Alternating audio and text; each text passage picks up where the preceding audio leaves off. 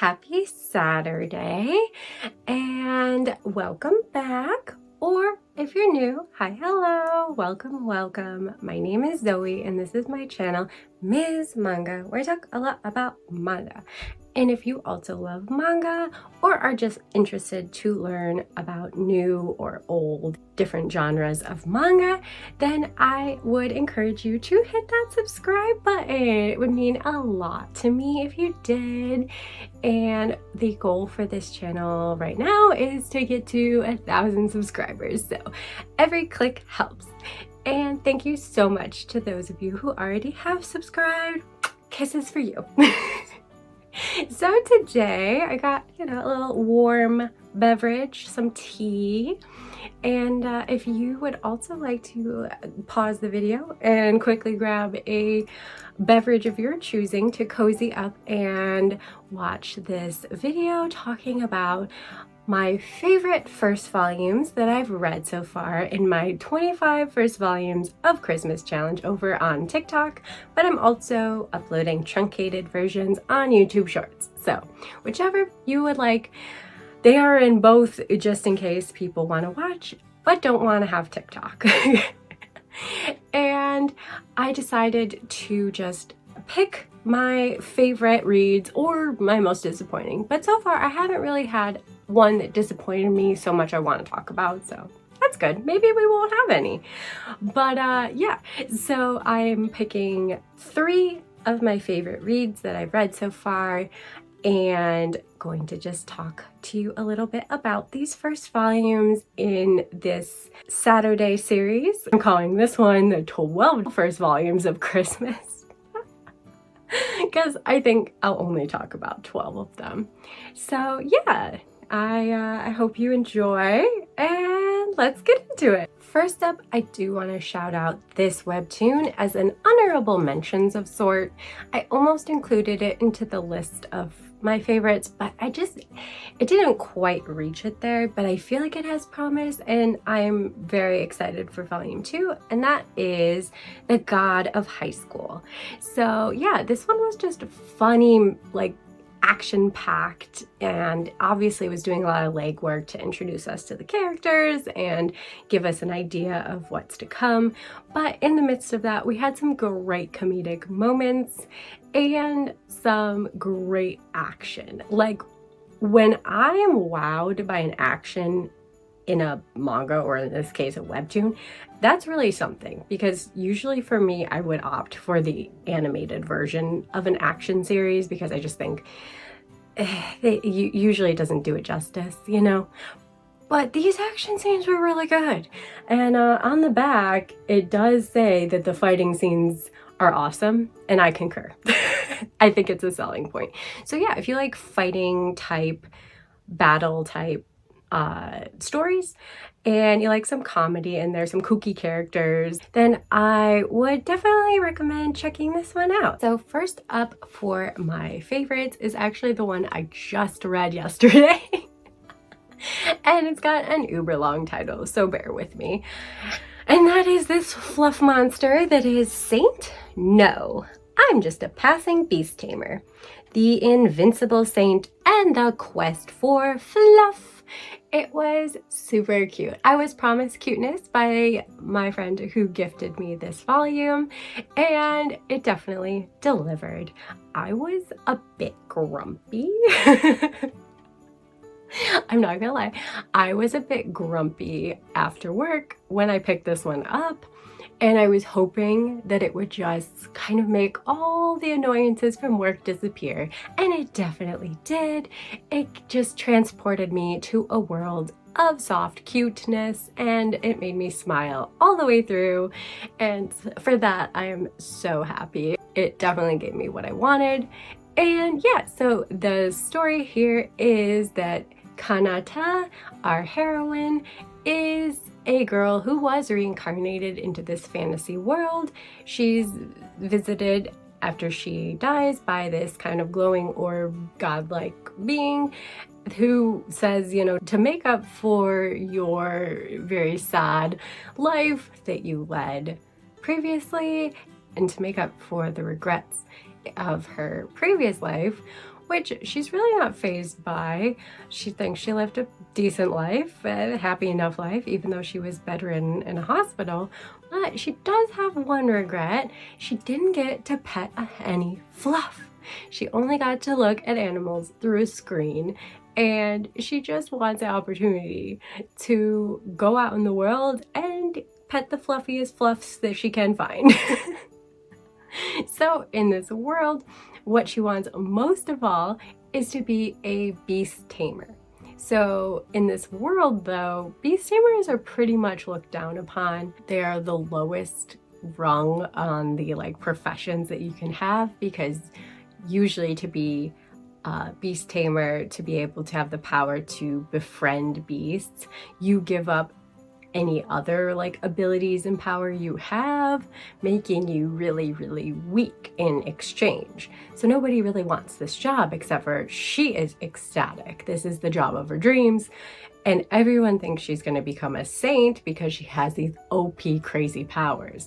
However, because she was blessed to live a life without regrets in this world, she doesn't lose her OP powers even with choosing to be a beast tamer. So now she is just a super overpowered girl that is in search for all of the fluff and to make friends with as many beasts as she can find. It's just super sweet and wholesome, and she's so happy-go-lucky.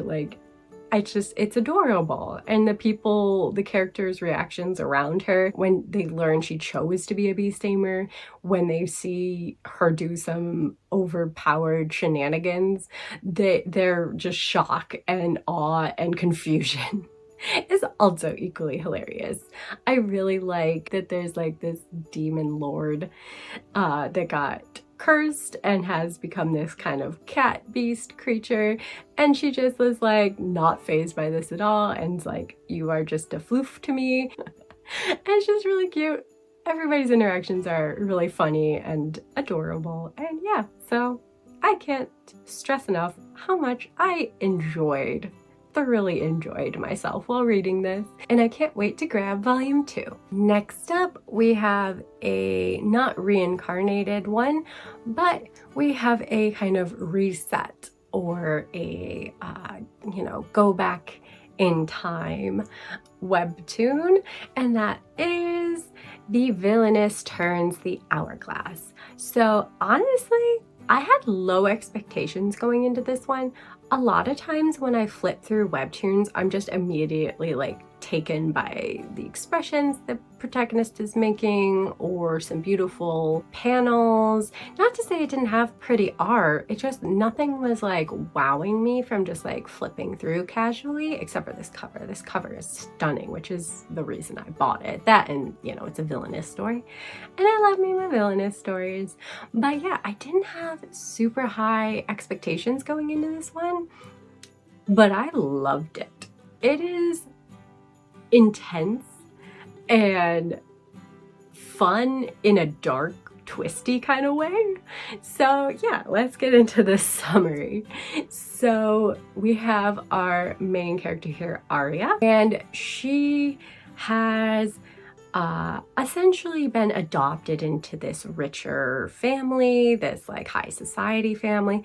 And her mother, they were living a very poverty-stricken kind of life. So when they make this transition, she ends up kind of picking on tormenting the sister. And so in the very beginning, we find her basically on the chopping block. She is going to be, and she's actually quite remorseful. She feels bad for what she did, and it seems like a typical start to a villainous story. If she gets sent back in time, and she'll try to be a better person, right? Wrong. This is where the twist happens. So her sister begs to have one final, chat with her sister before she is killed.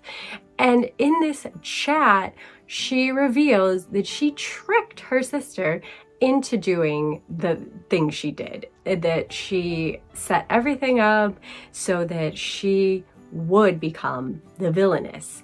And for this reason, she would be executed. Like, her sister planned everything just to kill her. It's so twisted. And so when she is suddenly, you know, a magic hourglass appears type of thing, and she's suddenly brought back into the past as a younger child in this family, she immediately starts plotting for revenge. She is going to take everything from her sister. She is going to take all her happiness and give her the villainous ending that she gave to her in her previous timeline. And I just think it's great. It's like Villainess versus Villainous. Like, we have the OG Villainess, who was her sister all along, that was doing everything sneaky behind the scenes to get her sister killed. So intense. And now we have our main protagonist here, who has decided to embrace her, you know, given role as villainess, but to be a better villainess this time around, to be sneaky and deceptive, and to get the upper hand on her sister this time, since she knows what's coming. And yeah, it's fun. It's, you know, a revenge-filled story with this magical hourglass at the center that we don't know why it came to her or for what purpose, but it definitely has some more interesting tricks up its sleeve as the first volume progresses. So I'm definitely excited to see where this magic element goes from here, the time bendy abilities it possesses, and I want to know more about the mysterious guy that pops up in this first volume. So I have a hunch of what character he might be, but I'm excited to learn more about all the things that this story presented us with, and to see her enact her revenge. Like, I'm totally on her side. Get her, Arya. And lastly, we have another fantasy. I swear, I read a lot of fantasy, and I just really love fantasy. But this one's a pure fantasy, no reincarnation or, you know, villainous storyline, just, you know, a fantasy full of gods and goddesses of old, and it's called Lord Hades's Ruthless Marriage. Damn, this was good. I mean, I already like cover bought the crap out of this. Look at this cover, it's stunning. I love it so much. So I immediately was intrigued by just the cover design, but also the premise, because I am a huge nerd who loves ancient Greek and Roman mythology. I love Greek mythology. I think it's so twisted and weird and fascinating. So I was super excited for this title, and it delivered. It delivered on all of the goodness. There is so many fun gods and goddesses that appear in this manga. Like, obviously we have our main character here, Hades, but we also have Athena, who's a interesting take on this warrior goddess.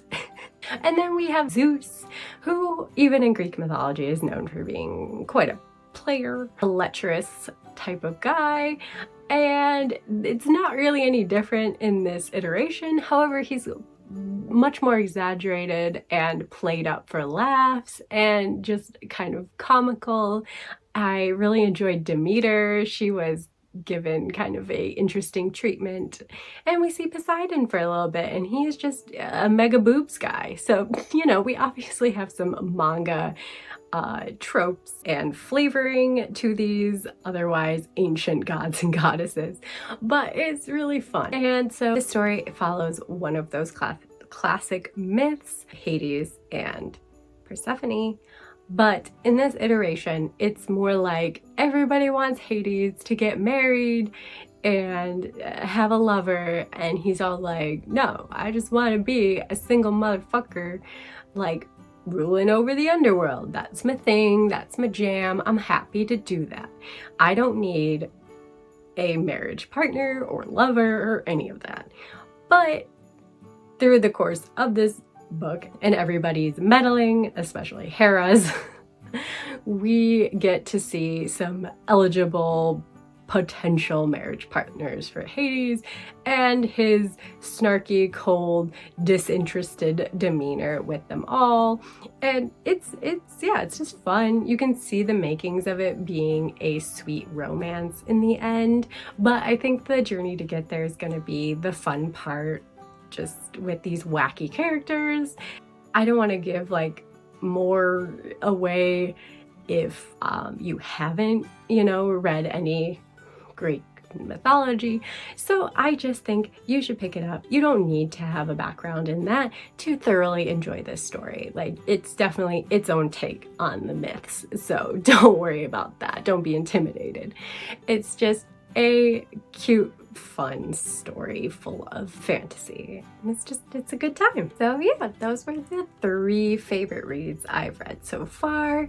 Obviously, I haven't read too many yet. I've just read 6 so far, and then I'm filming this because I need time to, edit and upload it.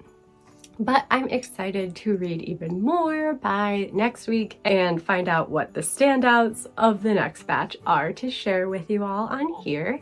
And of course, if you want to see my thoughts on all of the first volumes I'm reading, do, follow me on TikTok.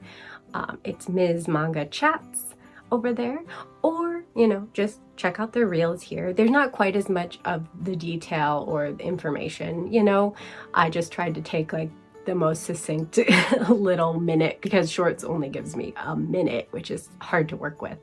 So if you do want more detail or information or thoughts, check the TikTok videos, but otherwise you'll get the gist from the shorts. And one last thing, I also forgot to mention in Monday's video that I put a poll or a little question up on the community tab if you haven't seen it yet, just because the last Monday of December is in fact Christmas Day. And I mean, I'm totally fine with putting a video up. I just didn't know if people would be like, yeah, I'm excited to, wind down Christmas with a Ms. Manga video, or if you'd rather I wait and upload it on Tuesday when things have calmed down a little bit, because I know the holidays can get pretty hectic for a lot of people. And so, excuse me. And so that's over on the community tab if you have a preference. If not, that's cool. So far, I think uploading on Christmas Day is winning, and one person commented it would be like a present from me to you, and that is like the sweetest way of looking at it ever. And so it's definitely encouraging me to just upload it on Christmas Day, but I wanted to put it out there before I made up my mind completely, since we still have some time before then. And yeah, please do subscribe and turn on notifications so you don't miss my upcoming Monday video. I'm gonna give you a Christmas room tour of all of my manga shelves and all my adorable Christmas decor. And a lot of it is like anime Christmas, but there's other things. But yeah, I hope you enjoy that. And I'll see ya next Saturday, hopefully, for part 2 of my 12 favorite manga first volumes of Christmas. And I hope you're having a wonderful December and enjoying the holidays, whichever holiday you celebrate. Until next time, lovelies, bye!